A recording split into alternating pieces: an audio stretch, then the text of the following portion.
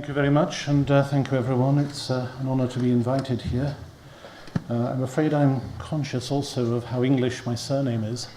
Badsey is a lovely little village in the Cotswolds, but whenever I go into those shops that guarantee that they can sell you your clan tartan, my name always defeats them.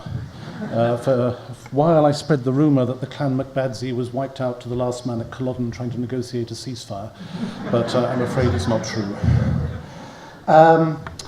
Other misunderstood things include propaganda, one of my particular areas, propaganda of the First World War in particular. And when asked to speak at this conference, I looked particularly at Scotland. I found, or it brought into sharper focus, a few things that I hadn't realised. Propaganda in the First World War being one of its most misunderstood aspects, particularly British official propaganda. When most people think about British propaganda, they think about something like that. Images, largely posters of various kinds. And almost none of that, in fact, is actually official British propaganda or particularly representative. That image of a newspaper advertisement on the rape of Belgium was placed by the Belgian government in exile. That image of the bestial German "destroy this mad brute" is an American recruiting poster. That's a newspaper representation of the sack of Louvain in 1914. That is a genuine British recruiting poster issued by the Parliamentary Recruiting Committee, as indeed is this. Women of Britain say go, and personally whenever I see that I always read it and don't come back. So for me it wouldn't have worked terribly well, but that's really all we know about them. They rose to prominence when people looked at this in the 1960s. About 180 different designs of recruiting poster authorised by the Parliamentary Recruiting Committee in 1914 and 1915, and we've no reason to think that these were in any way special. That is a post-war, don't buy goods off a German businessman, he was a foul baby murderer, there's a baby spitting on a German bayonet just to prove it.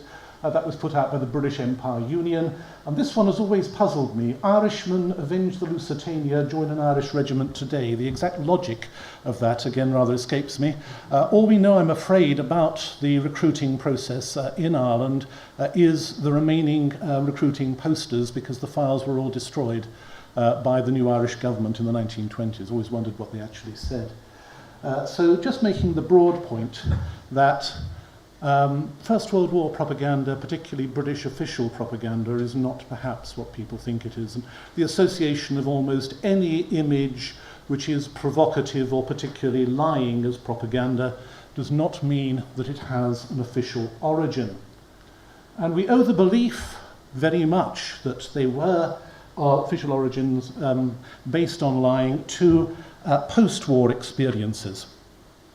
The British intelligentsia and middle class in particular, coming out of the First World War, behaved rather like somebody after a really good party, waking up the morning after the night before and saying, "Oh God, did I really behave like that?" There was a reaction against the idea that they could have held beliefs about the behaviour of their enemies. And so almost a sense of shame of the impact of which they then attributed very conveniently to propaganda. Somebody had lied to them, somebody had deceived them into behaving in this way. There was a surprising British guilt reaction after the First World War, and that has been explored and is still trying to be understood by historians, but it ran into effectively an institutionalised structure over the 10 years after the First World War. In Britain, the principal exponent of this, the person who put the last stamp on it, was this gentleman, Arthur Ponsonby MP. In 1914, he was a Liberal MP. In fact, the Liberal MP for Stirling Burrs, but he had no more association with Scotland than Winston Churchill did, particularly with Dundee. He'd just failed to get in for Taunton.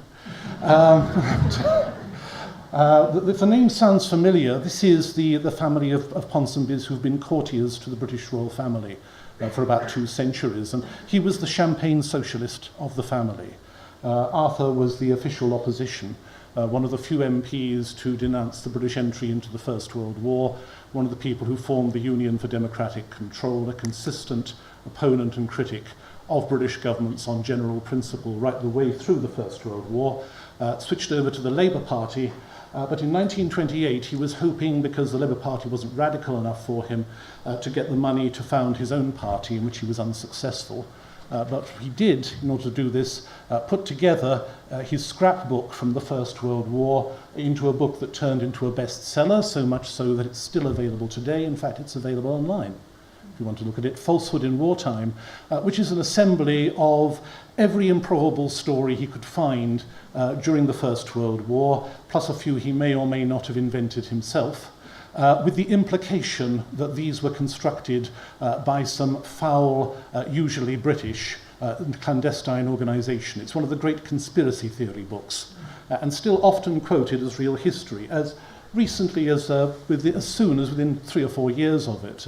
American analysts in particular, looking at how the United States came to enter the First World War, looked at British propaganda, looked at this as a source, and started pointing out how many times they can't actually find his sources. Something he says is in a newspaper simply isn't there, and so on. So this was known to be semi-fraudulent.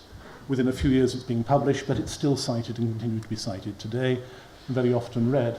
And Ponsonby was, from the British side, the person who institutionalized this idea of organized British lying as a formidable factor in the British war methods and also in the British victory. The other side of that came not from Britain but from Germany, not as indignation about all the foul untruths the British had told about the wonderful German army and the U-boats, all of whom can tell a Red Cross when they see it, but as very practical politics indeed. Relates to the clauses in the Treaty of Versailles, which you should know was non-negotiable for the Germans. The Treaty of Versailles was put forward as something that the German government had to accept without negotiating. The clauses, and 228 is one of the critical examples. This is one which requires reparation for German war crimes in Belgium. The clauses there set out that these war crimes did in fact take place. Now, in 1918-1919, as the British and indeed the French were closing down their First World War propaganda organizations, the German Foreign Office was forming a propaganda organization to challenge those beliefs that Germany had perpetrated war crimes, and generally to challenge that image, not out of indignation that Germany may or may not have committed war crimes, but because if the German government of the 1920s could raise enough doubts about any clause of the Treaty of Versailles, that would mean, if that clause was in dispute, that the Treaty of Versailles was negotiable. And if once it's negotiable, that changes the political circumstances altogether. It's a very deliberate political move, a German organized propaganda campaign of the 1920s, which together with the British reaction and a certain amount of American reaction, does provide a lot of the context for what still gets quoted more in websites these days than in books as the concept of lying propaganda. In fact, the real structure of British propaganda in the First World War is very similar to the rest of the way that the British fought the war. They start off with virtually no organisation whatsoever. They improvise, particularly at a local level. British propaganda organisation evolves in the same way that the British Army does, through recruitment, or that British government involvement in industry does. It's a progressive method with interaction between local and volunteer movements and the government, eventually ending up by the end of the war with greater government control. And this is how it works. First of all, the principal British concern was, before the war, security, to control reporting in case of a war. There had been a number of examples of wars before the First World War, including the Boer War and the Russo-Japanese War of 1904-5, where this had been shown to be important. And this was not being imposed by British governments, this was being negotiated between British governments and the leading figures of the press. This was something that the British press accepted would be a requirement. So we get the 1911 Official Secrets Act and a very, very small organisation within the War Office, Military Operations Branch 5 brackets H, formed in 1912, which is responsible for overseeing, in the event of war, the behaviour of war correspondents. MO5H, with the war breaking out, expands up, so by 1915 it has become MO7, and in the reorganisation of the War Office, when military intelligence splits off into a separate division from military operations, it becomes MI7, and of course its parent organisation becomes MI5. But that's a very, very small organisation indeed. One of the big objections to the idea that the British people were lied to in the first few months of the war to be encouraged into volunteering and recruiting by a well-organised British government apparatus is that simply no such apparatus existed. What the British did have again in cooperation with the press, on the outbreak of war, they set up the Official Press Bureau, meant to conduct censorship of sensitive material on a not entirely voluntary basis, but the press were invited to submit stories that they thought they needed to know, were they giving away any secrets. And if they got it wrong, they might be prosecuted. So it's a bit of give and take, but accepted on all sides that some form of censorship and control is needed. Together with that wonderful thing, DORA, the Defence of the Realm Act, which is an original version, it does expand in the course of the war, is essentially Clause 1, almost anything you do that we think might damage the war effort is a crime. Clause 2, see Clause 1. I'm simplifying slightly, but not very much. If you actually read the terms of the original Defence of the Realm Act, it's exceptionally short and exceptionally vague. It gives the British government massive powers that it doesn't want to use. These are the threat behind what is essentially an agreed relationship between government, the newspapers, and eventually a much wider part of the community. For reasons which are largely attributed to Kitchener's prejudices, but there's a bit more about it than that. You're going to have to wait for my article in the book that's coming out next year, I'm sorry. There was a ban after the first month of the war on war reporters with the British Expeditionary Force. Instead, Kitchener's bright idea, he'd first thought of it in the Boer War, of appointing a British officer as his official correspondent, because British officers always tell the truth, and there would be no problem. He would write what was happening on the Western Front, and then the press would publish it. And how simple can you get? Known under the byline Eyewitness, and actually it's Ernest Swinton, the man closely associated with the tank later in his career, who also was something of an amateur author.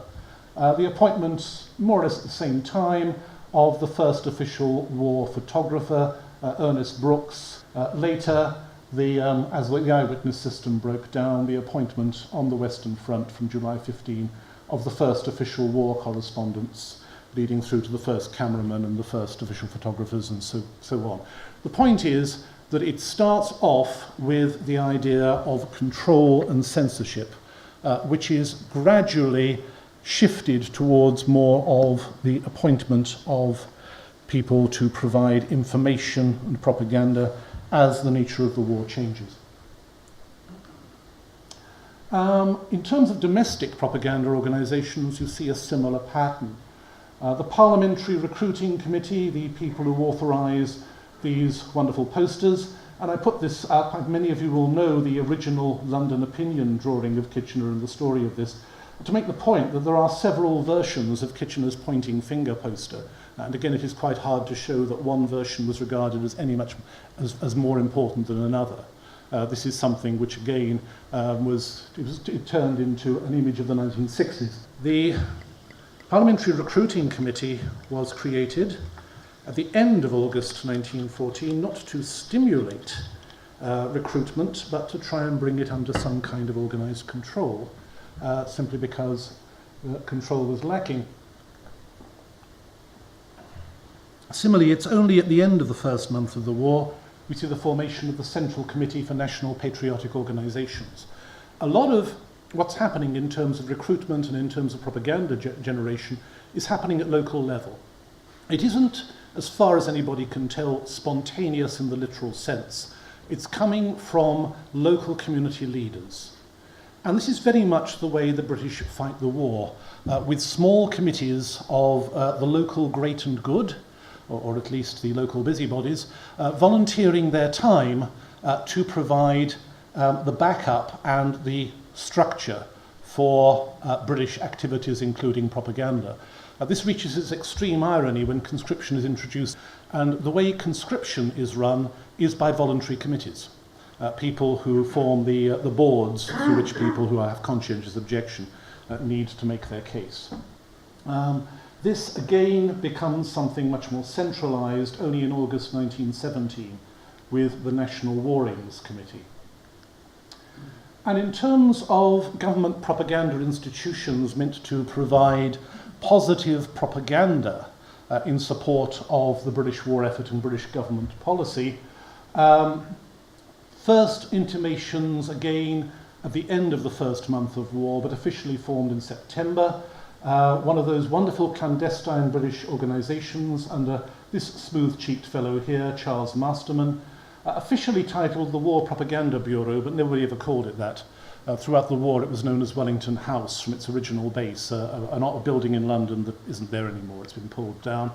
And Wellington House's first target was the neutrality of the United States, which remained its chief target, propaganda for overseas rather than propaganda for British domestic consumption, until the entry of the United States into the war in April 1917.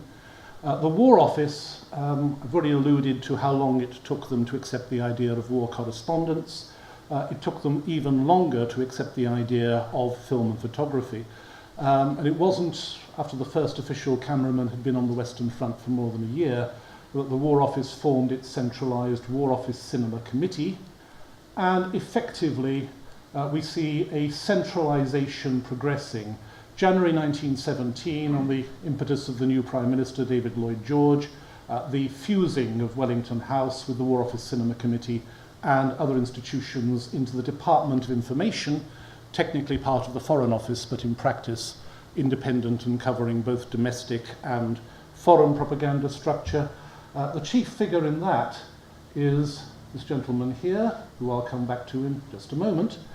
And this is actually raised to from department to Ministry of Information status as an independent ministry only in January 1918 under Lord Beaverbrook, William Maxwell Aitken, together with the other great press baron, the owner of the Times, Lord Northcliffe, whose organisation is technically the Department of Propaganda in Enemy Countries, but again known just by its headquarters, Crewe House. So it isn't until the last year of the war you see this kind of centralised structure. For all the rest, it is a much more interactive structure, and even with the centralised top, it remains very diversified throughout the country. And this is how, by 1917, by the time they had effectively, as with so many other aspects of the British war effort, worked out what they were doing, this is what real British propaganda of the First World War looks like, and just how sophisticated it has got. You are looking at a photograph, Ibrox Park, 18th of September 1917, the first ever award of the OBE. This is a munitionette called Lizzie Robinson, working at the National Projectile Factory, Cardonald, as the first person and the first woman to be presented with the Order of the British Empire by King George V. The entire apparatus of the Orders of the British Empire, the CBMG, the so on, call me God, keep calling me God, God calls me God. The civil service has been calling them for some time. Is instituted in early 1917 out of a perceived requirement for a decoration that can be given to anybody, regardless of military or civilian status, and regardless also of sex, and in theory, I believe, of age as well. But the reason for picking a young munitionette is to send a very definite propaganda signal. In other words, British propaganda, where in September 1917, works because it fuses with wider British policy. The King isn't there just because they picked Ibrox Park and it's a nice day. That's why he's there. I wouldn't say there was a good year for anybody in the First World War, but spring and summer 1917 for all countries were particularly rough. Bad winter for 1916-17, for the British, the disappointment of the failures of the Somme and the failure to win the war in 1916, the introduction of unrestricted submarine warfare, meaning increased food shortages and rationing. All countries felt the strain. They all manifested it in the same way, a wave of strikes. And actually, in terms of days lost and intensity of strikes, Britain was the worst offender of the major powers, largely because the British government was much more relaxed about it than most of the others. The British government took the view, this was Lloyd George perhaps at his best, that these strikes were on the basis of feelings of inequality and deprivation, that there was nothing revolutionary or challenging the government about them. And on the whole, he took the correct view. In Germany, where the so-called Third OHL of Hindenburg and Ludendorff had more or less taken over the government, Ludendorff's brilliant idea was to seize the strike leaders, put them in the army, and send them to the front. Now, think about that. A year later, that didn't look like a very sensible idea.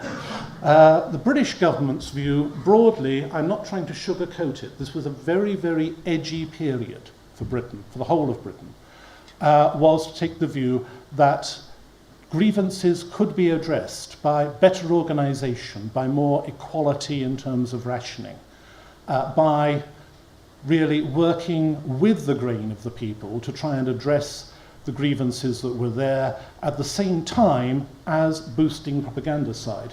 And the main centre identified, not the only one, was the famous area of Glasgow, known at the time, as well as to historians, as Red Clydeside. Red doesn't actually particularly mean communist. It was a term which was being used in the 19th century to indicate any kind of radicalism.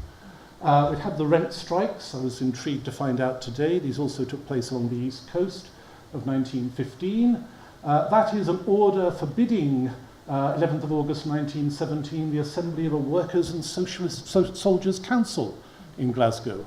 Take the point.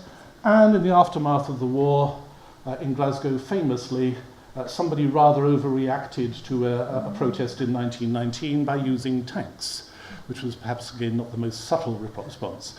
The point is that if there is going to be a real, genuine revolutionary threat, Clydeside is identified as the most likely point. So the British government take steps to address it, but they also take steps of counter-propaganda. They send the ultimate propaganda figure, the king, and they send him with the propaganda teams. We wouldn't have that photograph if it hadn't been taken by the Sport and General Press Agency, paid for by the Department of Information, and indeed they also sent cine cameramen.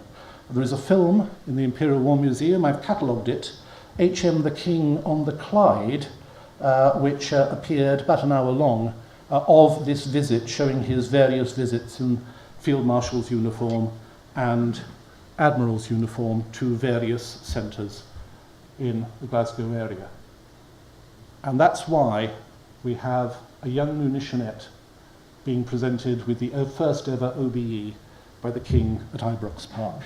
That link of propaganda with policy in a very sophisticated way is how the British really work it. As any good modern public relations official will tell you, if you do it properly, people won't actually think of it as propaganda, or if they do, they will think of it as propaganda they approve of. And we often get this more from the Second World War than the First World War. To quote a well-known Scottish author, George MacDonald Fraser, of his World War II experiences, we knew it was propaganda and we were all for it.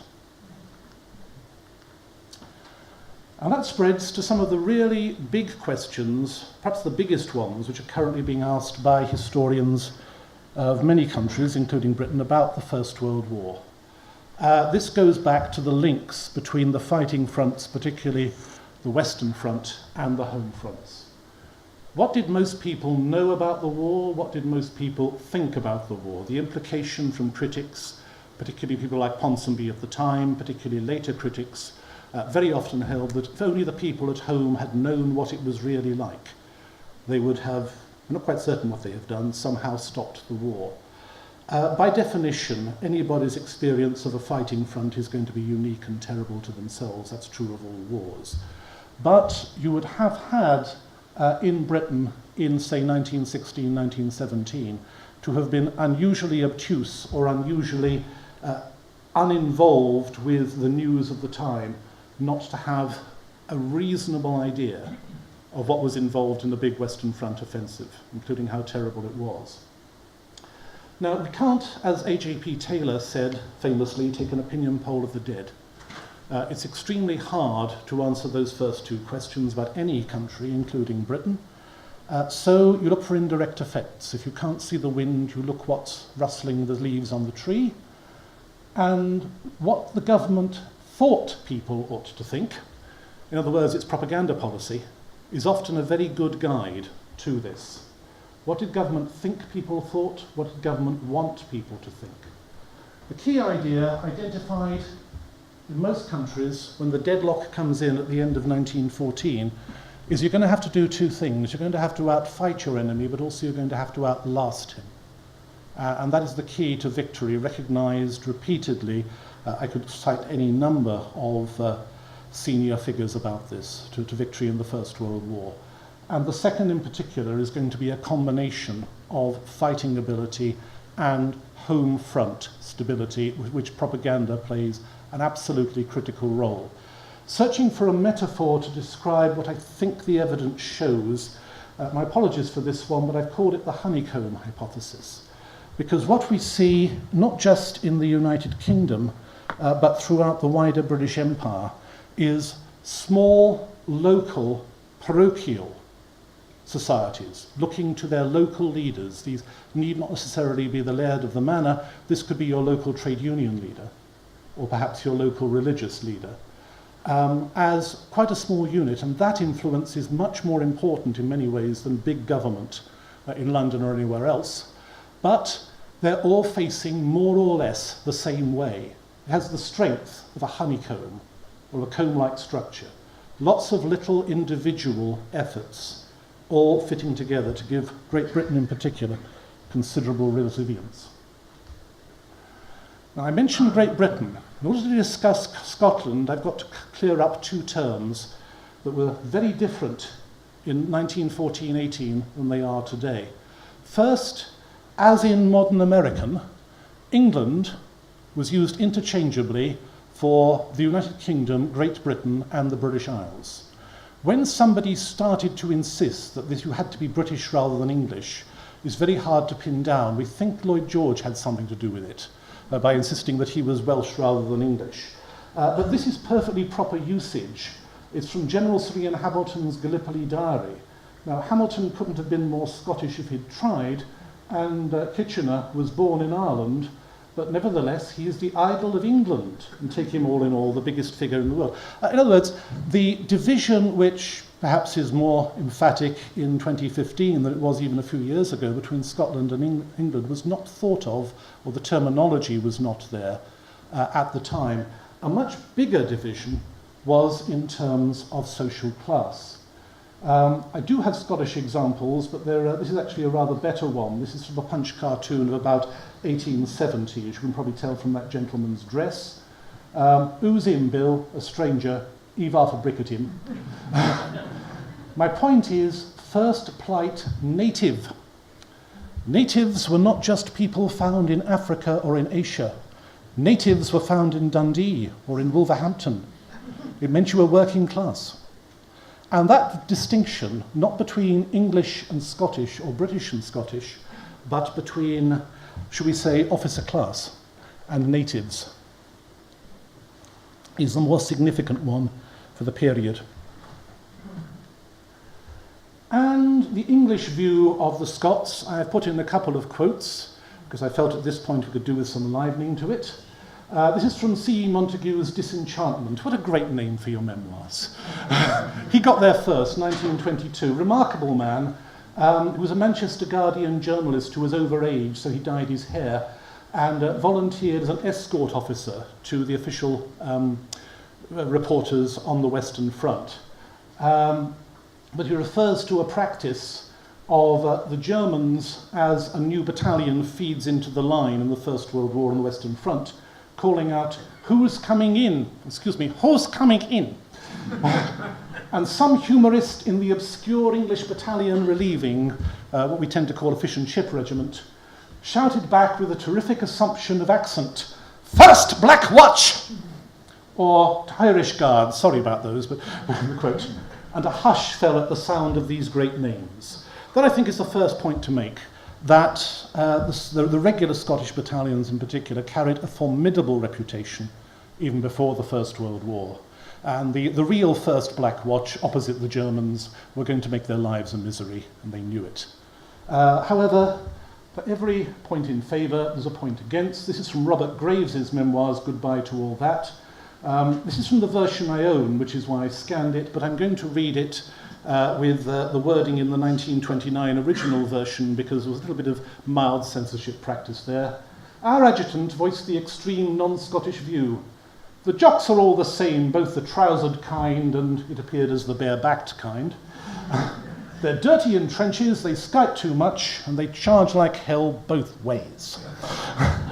And that's not isolated. Graves was inclined to make things up, but there's a reference to the same phrase in Dorothy L. Sayers' Five Red Herrings, published in 1931, which is set on the west coast of Scotland. So I think we're reasonably confident that that was a fairly common comment for anybody who wanted to start a fight with a Scottish battalion in the First World War. So recognise definitely that the Scottish battalions had a different approach and a different ethos. It just depended very much on whether you were in favour of it.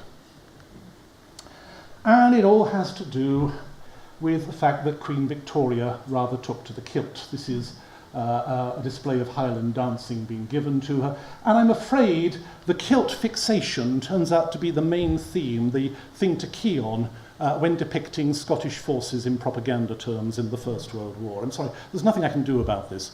Bad luck for the trousered battalions. I thought this one was rather nice. This is a French drawing from 1915 showing what looks to me like a rather camp Highlander, literally blowing, I don't know what that is, literally blowing smoke in the face of a shocked German who has been looting everything, including the alarm clock there. But almost inevitably, it's not just that the kilted regiments become the standard for Scotland, the kilted regiments actually become the standard for depicting the whole British Army very rapidly in that kind of view. And it spreads to other sides and to other ages. I included the 236th Battalion, the Kilties. These are, of course, a Canadian kilted battalion, not a Scottish one.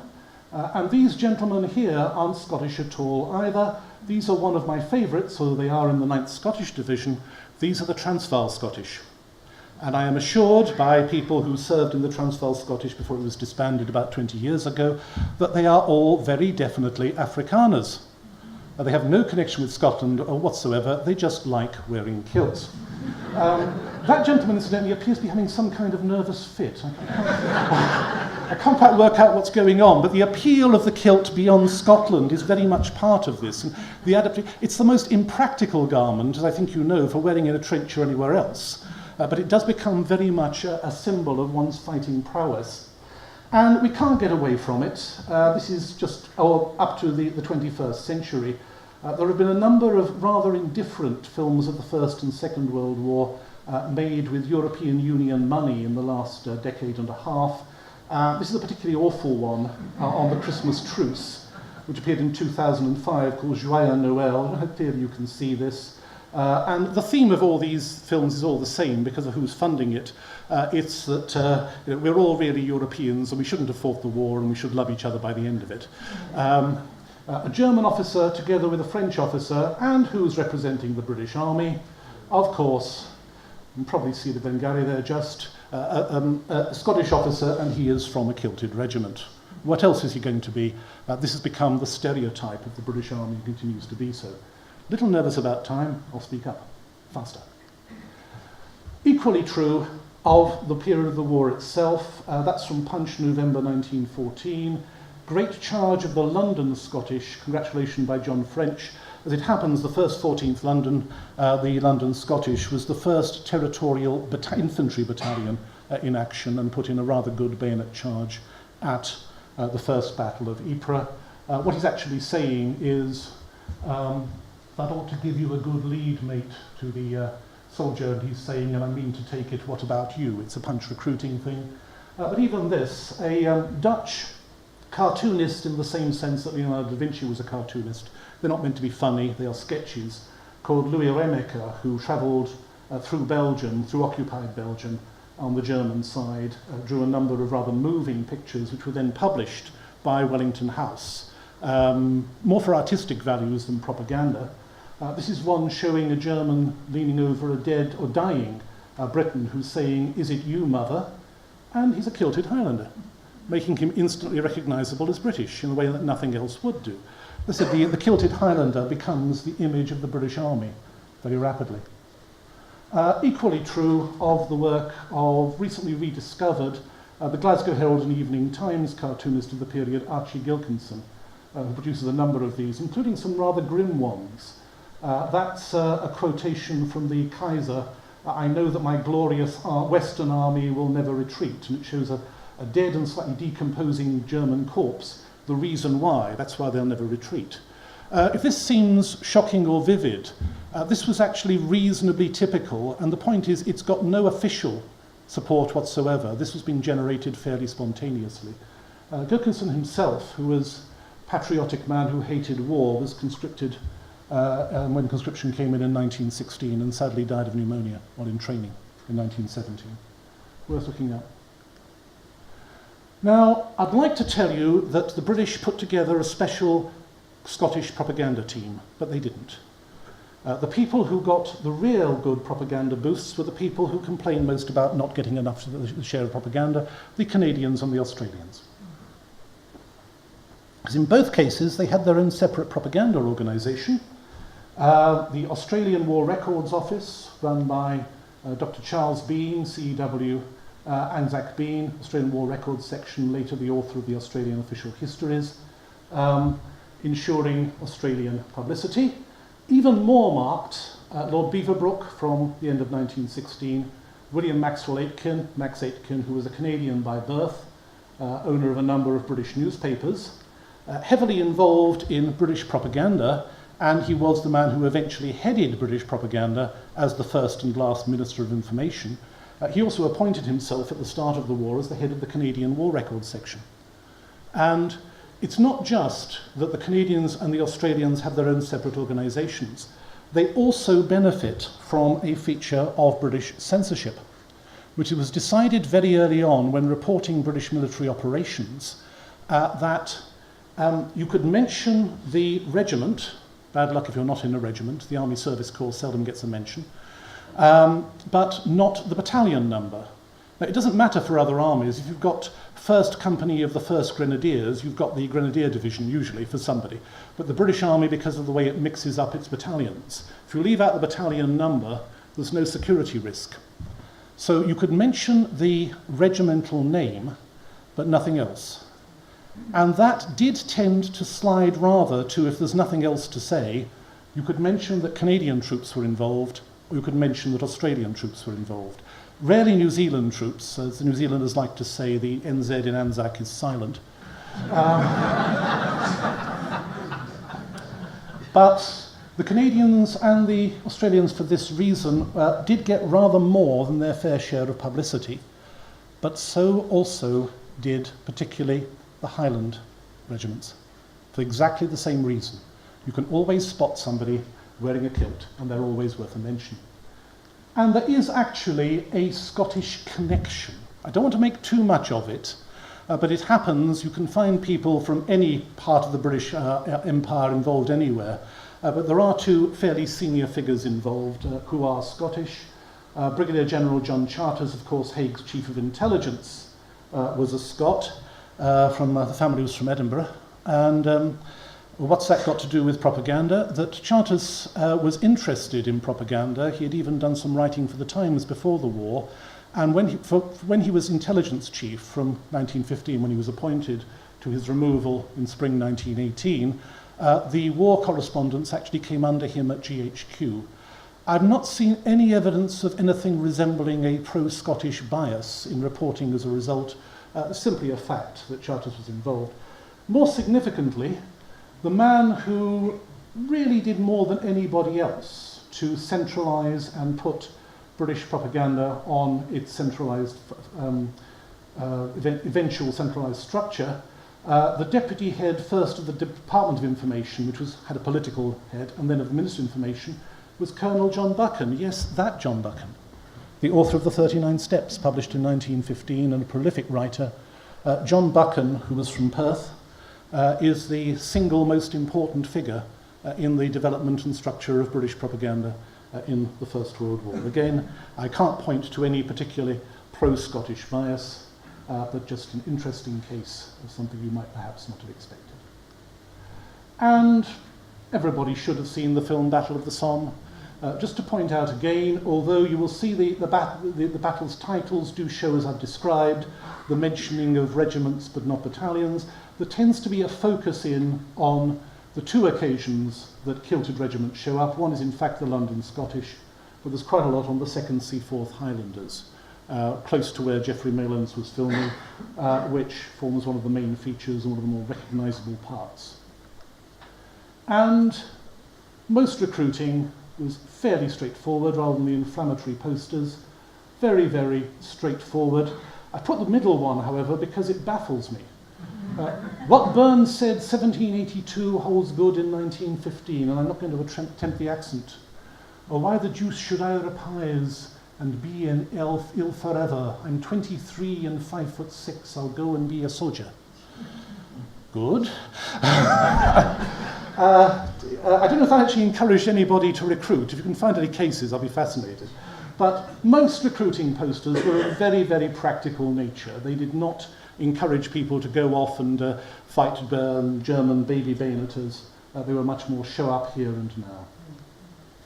And just to reflect on something Peter Simpkins raised earlier, you see this big increase, the blue lines are London, see the big increase, that's the 31st of August, about a month in to the war. There isn't a rush to the colours at the start, and this includes Scottish statistics. Just a quick point I want to make, because it does get into modern discourse.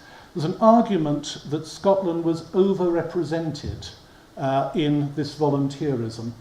The answer is, as usual from historians, yes, but. And we're not certain about the but. As far as we can work out, to April 1915, of people who might be expected to volunteer, the eligible classes, 38% of Scots had volunteered, compared to 30% of English, 26.8% of Welsh, and 10% of the Irish. However, the figures are consistent throughout the United Kingdom that you get much higher recruiting levels from urban areas, from townspeople, than from countryside, and Scotland is proportionally more urban than any other part of the United Kingdom. So you would expect it to be of a higher level initially, except that recruiting in the Scottish countryside is also higher than you would expect on average, probably due to the structure of the regiments, but we just don't know.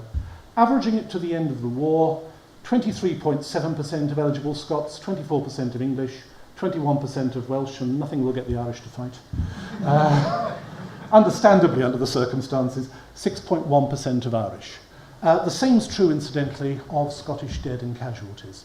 The suggestion popularised by Neil Ferguson in his book The Pity of War, that Scotland took excessive dead compared to the Western Kingdom in the case of the First World War, is not true, and I could have shown you that over the next 10 minutes, but I have to bring this to a halt now. Thank you very much.